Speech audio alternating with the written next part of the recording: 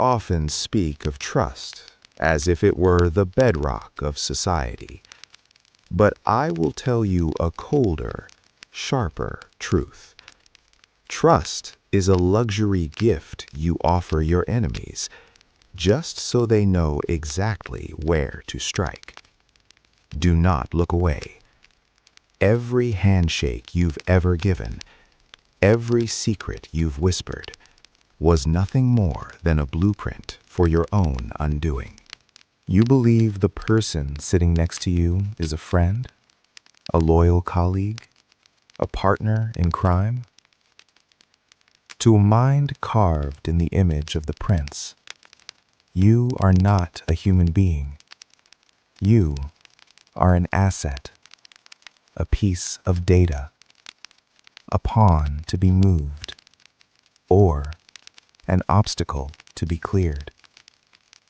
They aren't evil. They are simply objective. They see the board for what it is, while you are still playing with your heart. What is human nature, truly? It is greed. It is selfishness. It is a profound, echoing ingratitude. I do not sit in judgment of these things. I simply operate based on them. If you find yourself shivering at this revelation, good.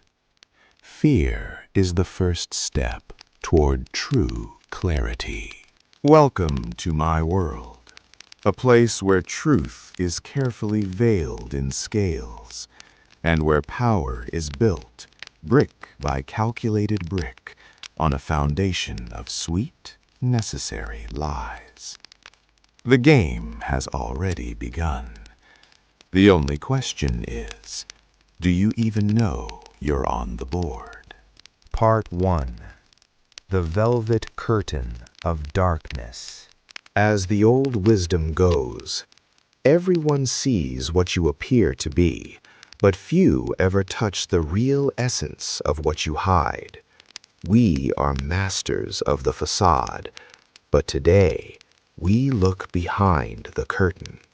Beware the one who understands your pain perfectly, but never feels a single pulse of it. In my world, we call this cold empathy.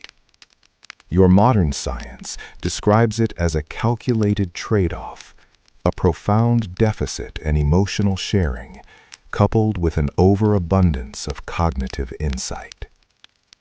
They do not feel your sorrow.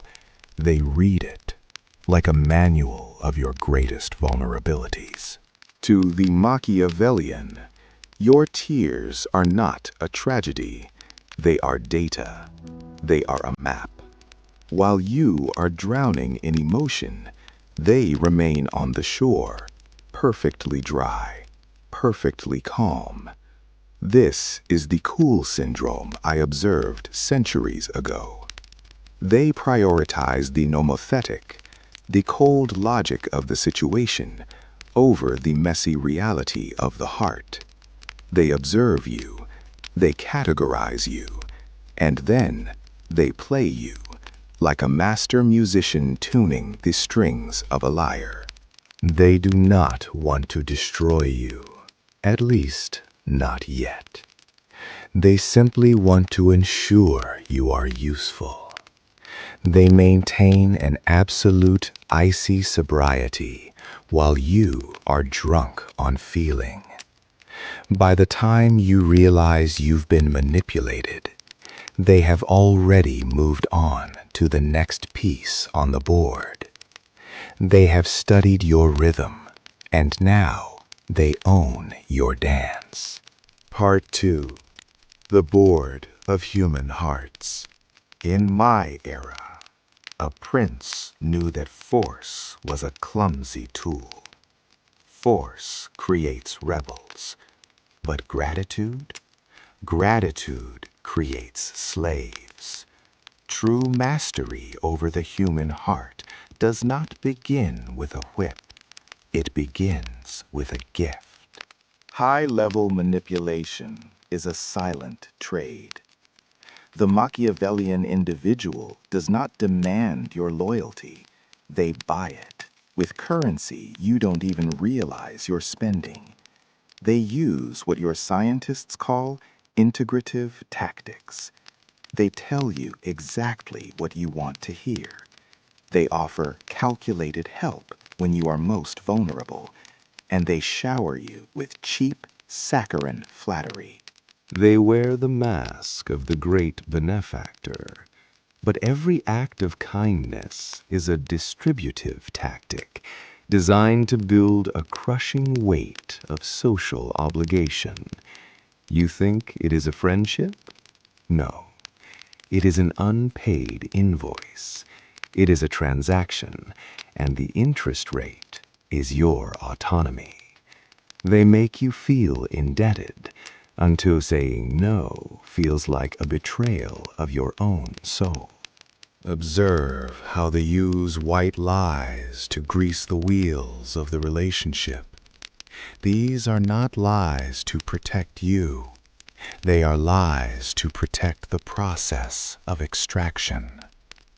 They remain a mystery while becoming your closest confidant. They collect your secrets, your fears, your blueprints, while keeping their own essence under lock and key. Once they know the shape of your heart, they own the board. And you are no longer the player. You are merely a move in a game you don't even know they are playing. Part 3. The Art of the Lion and the Fox.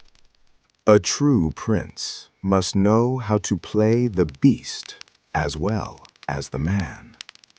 He must transform into the lion to frighten the wolves, and into the fox to recognize the traps. You see, the Machiavellian is not a static villain. They are a liquid. They take the shape of the container they are forced into. Observe the lion in their natural habitat. Environments where rules are ambiguous or non-existent. Here, they do not hide. They use coercion. They use intimidation. They are the aggressive boss who demands the impossible.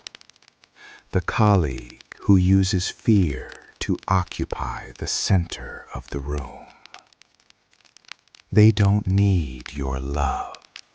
They only need your compliance through the weight of their roar. But when they step into the light of the law, they don the fox's fur. They use what we call integrative tactics, charm, calculated flattery, and the pity play. They smile. They laugh at your jokes. They become your protector until the very second your utility expires. Then, the blade behind the shield strikes. In the modern world, the fox's greatest weapon is evasive bullshitting. They spread vague, meaningless information to mislead you, or persuasive lies to gain resources. They treat rules as suggestions for those not clever enough to circumvent them. If the benefit of breaking a rule outweighs the risk, they will cut the corner every time. They are not evil. They are simply efficient. Part 4. Awakening from the dream. So, what will you do now? Weep over the decay of morality? Complain that the world is unfair? Vain efforts. In this grand theater, the only way to escape the strings of the puppeteer is to become a thorned pawn. You do not need to be the king, but you must be the piece that no one dares to squeeze. Do not attempt to outgame them. You will lose Because they have no limits, and you still possess a soul. Instead, establish boundaries carved in iron. Never, and I mean never, confide personal secrets that can be forged into weapons against you. In my world, an open heart is merely a target, and a silent tongue is a fortress. Demand transparency. Always record every pact, every promise, and every decision in writing.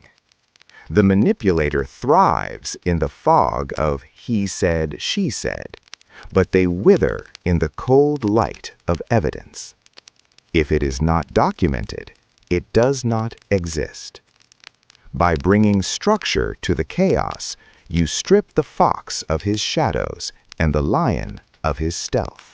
And the final secret, the masterstroke. Always create win-win scenarios. The Machiavellian is not evil. They are purely, surgically pragmatic. They do not care for your destruction. They care for their own gain. If you prove that helping you is the most profitable path for them, they will become your most reliable, temporary allies. You do not need to become the beast to survive the jungle, but you must be awake. Go now, and remember, the smartest fox is the one who knows exactly which lion he is facing.